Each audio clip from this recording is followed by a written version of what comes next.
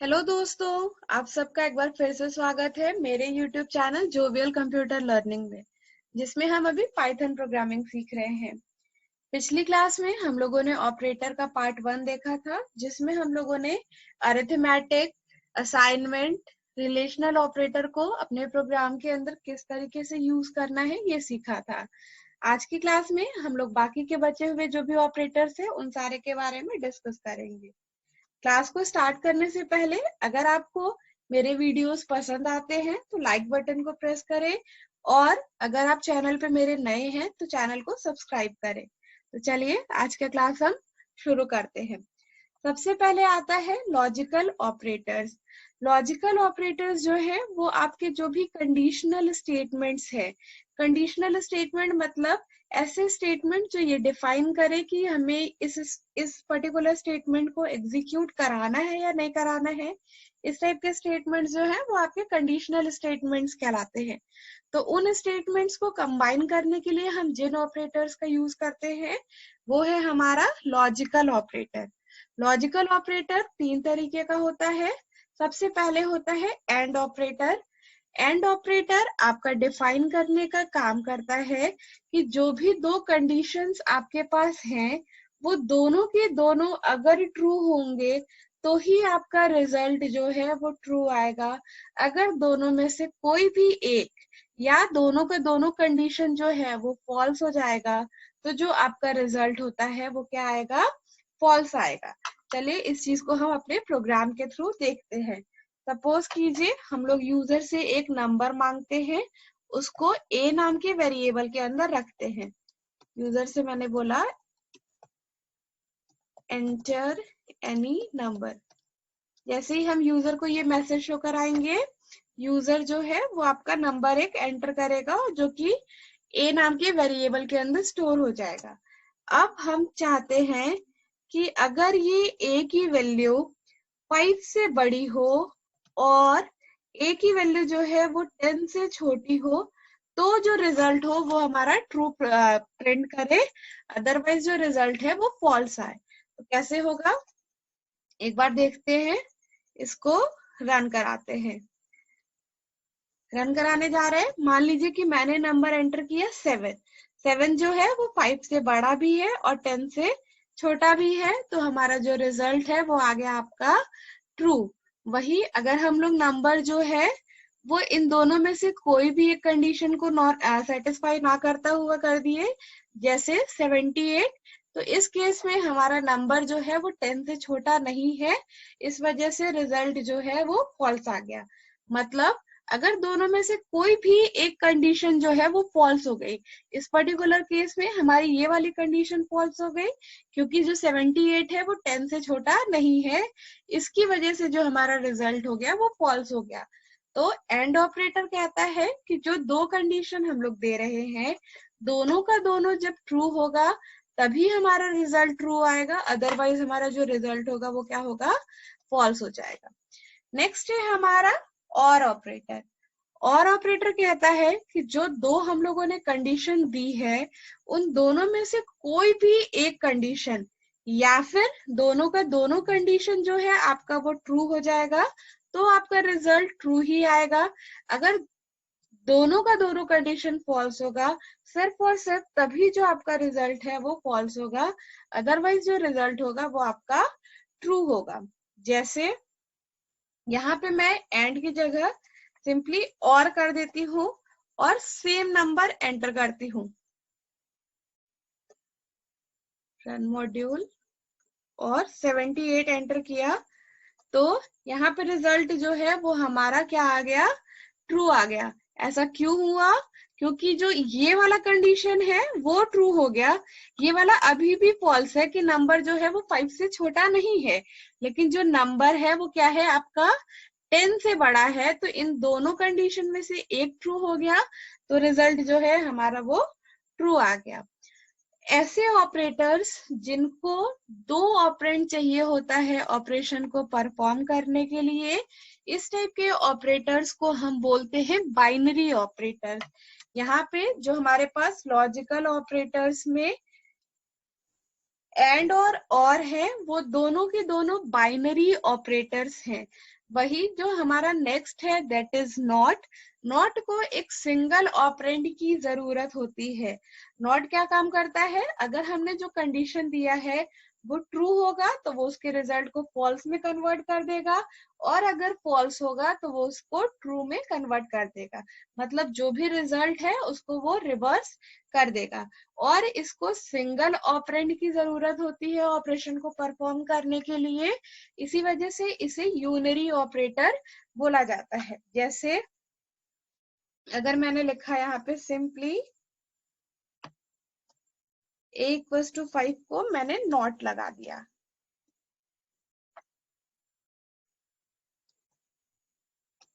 तो यहाँ पे अगर मैंने मान लीजिए नंबर एंटर किया है 10, ठीक है, मैंने यहाँ पे नंबर एंटर किया 10, तो 10 जो है वो 5 से छोटा नहीं है तो ये फॉल्स होगा, है ना।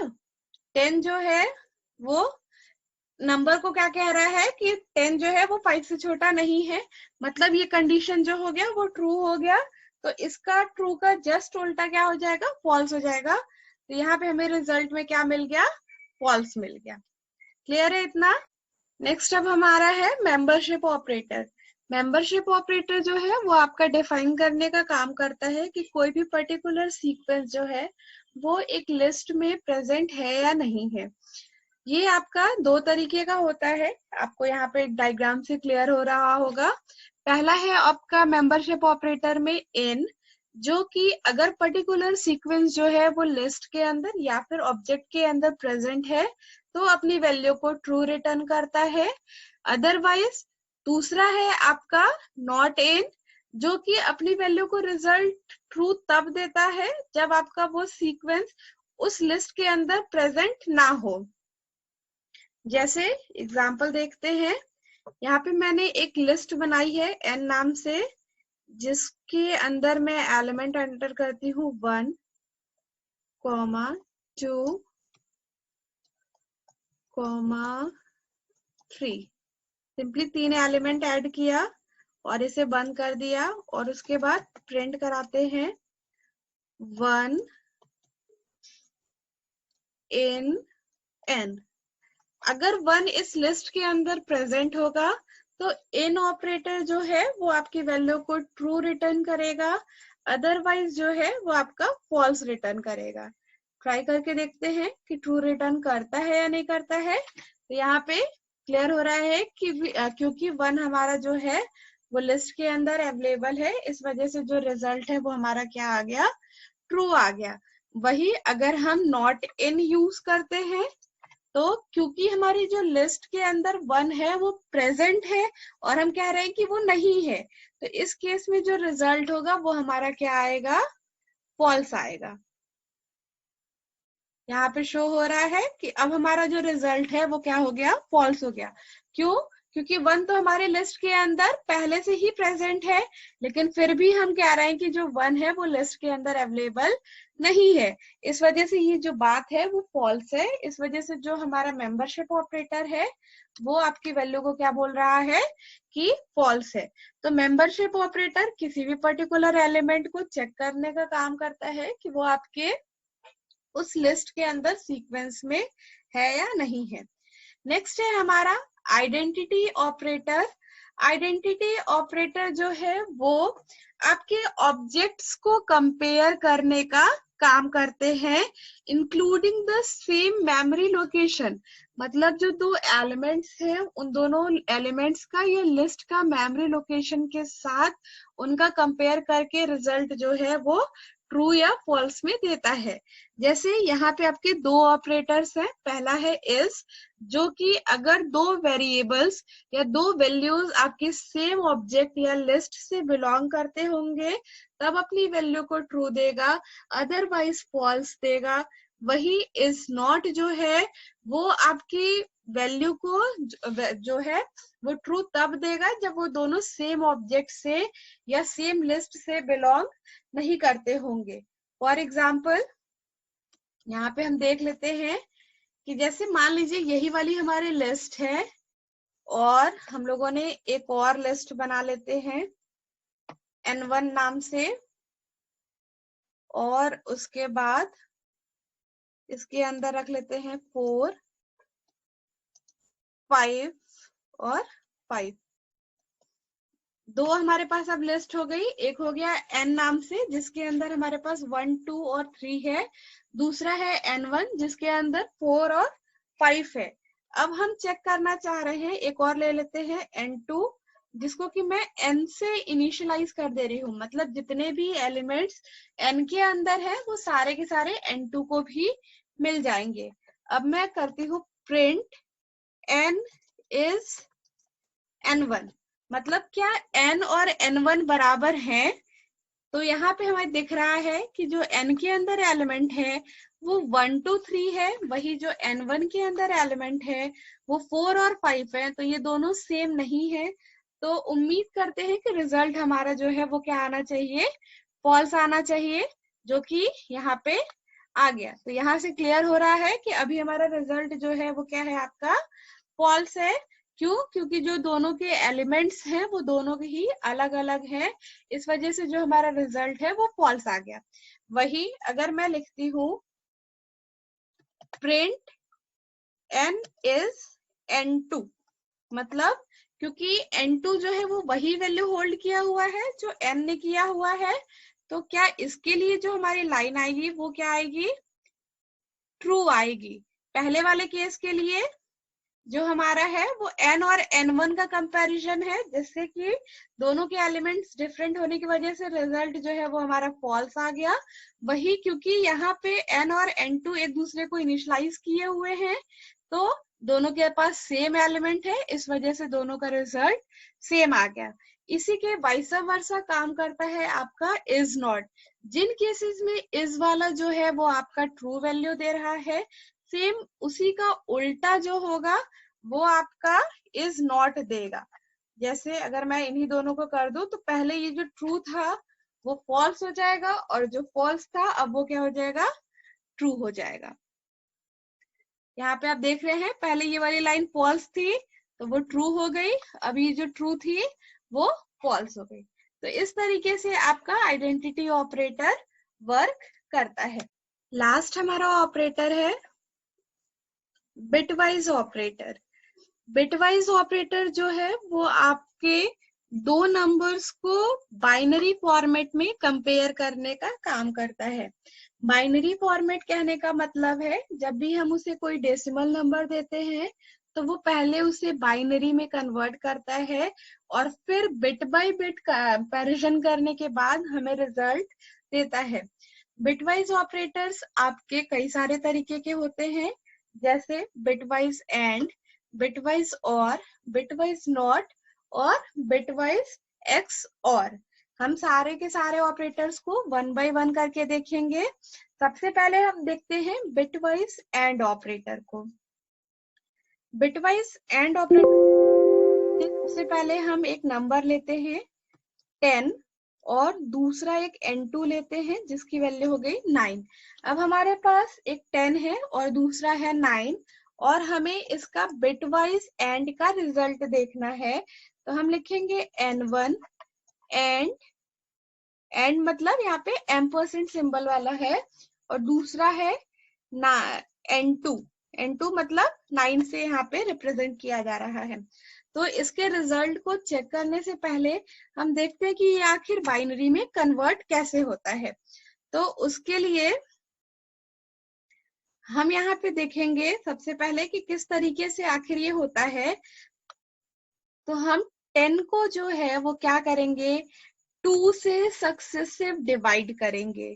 सक्सेसिव डिवीजन करने के बाद जो भी रिजल्टेंट होगा उसको हम लिखते चले जाएंगे in the right hand side. जैसे अगर मैंने 2 को से डिवाइड किया 10 को तो 5 टाइम्स जाएगा, और जो हमारा रिजल्ट होगा मतलब जो हमारा रिमाइंडर होगा वो क्या हो जाएगा, 0। सिमिलरली अब हम फिर से इस 2 से 5 को डिवाइड करेंगे तो 2 टाइम्स जाएगा और हमारा रिमाइंडर जो हो जाएगा वो क्या हो जाएगा, 1। सिमिलरली फिर से अगर हम 2 को डिवाइड करें 2 से तो 1 टाइम्स जाएगा और रिमाइंडर आ जाएगा 0।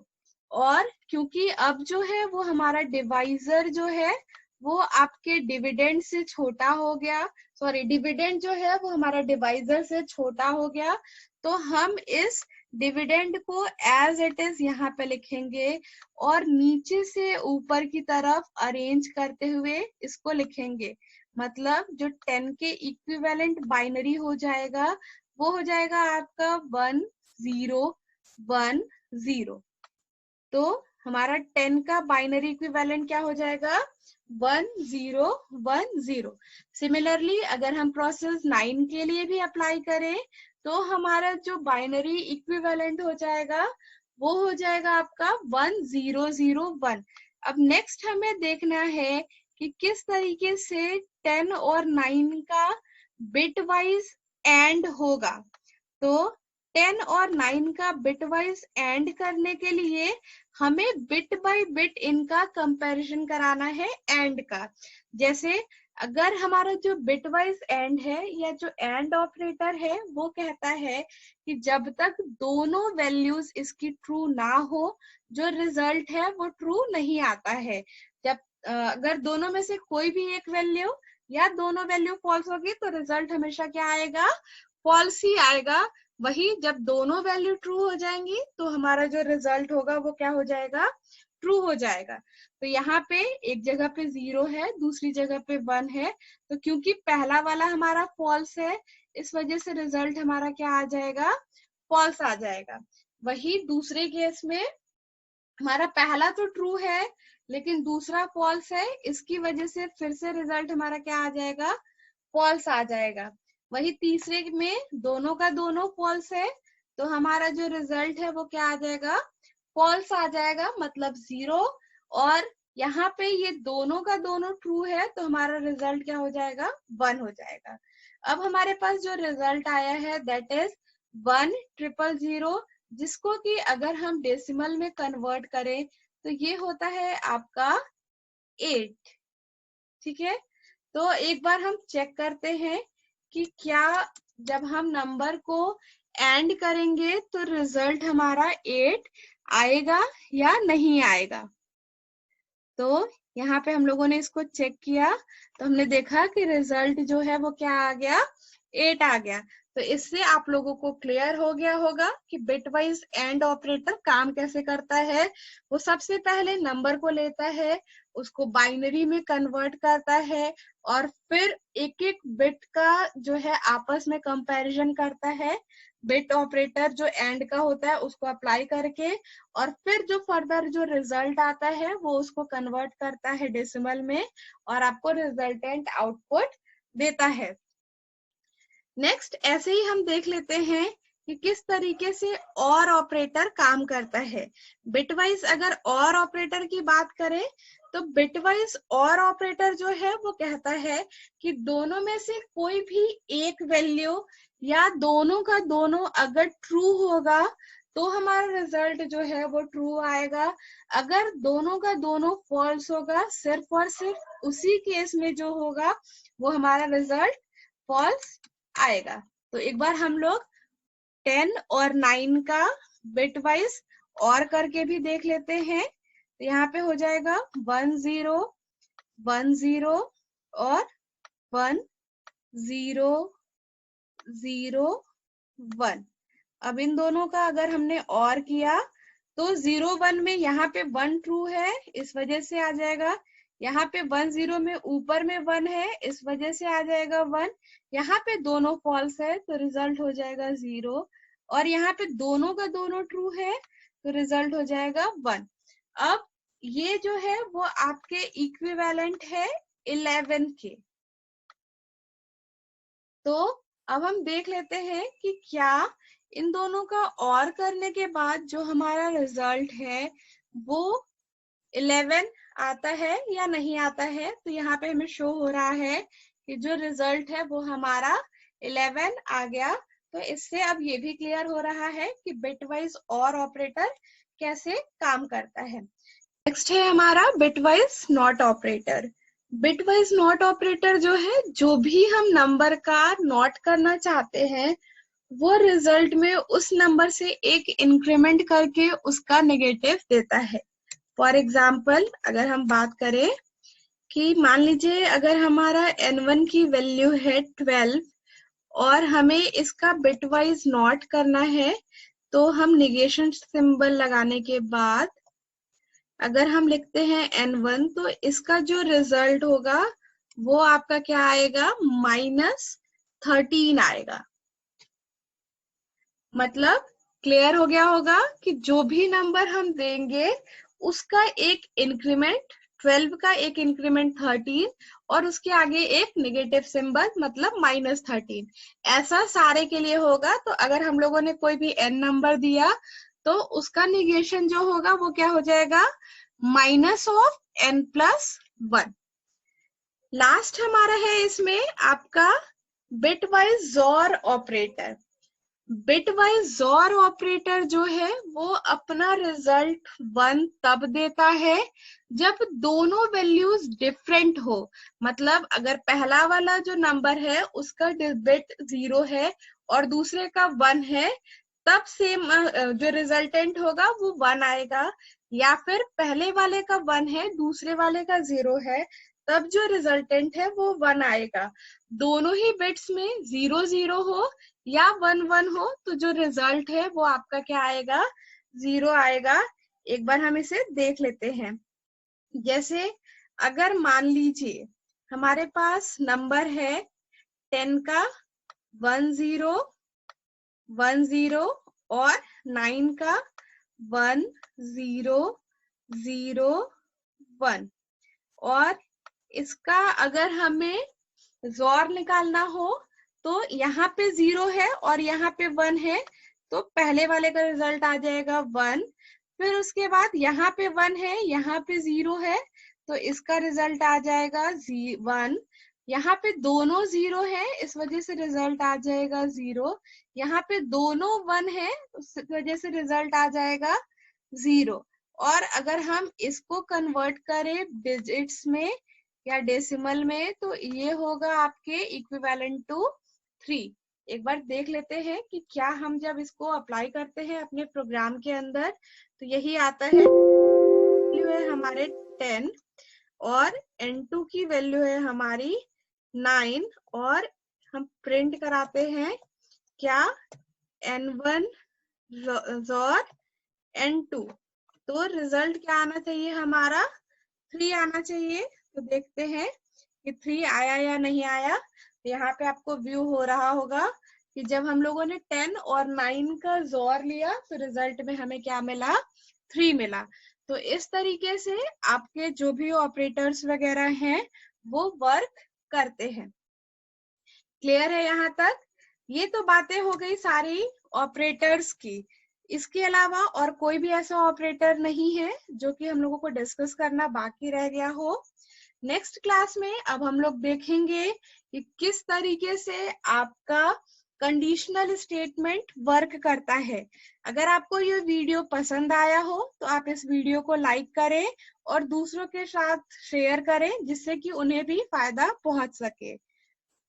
Thank you.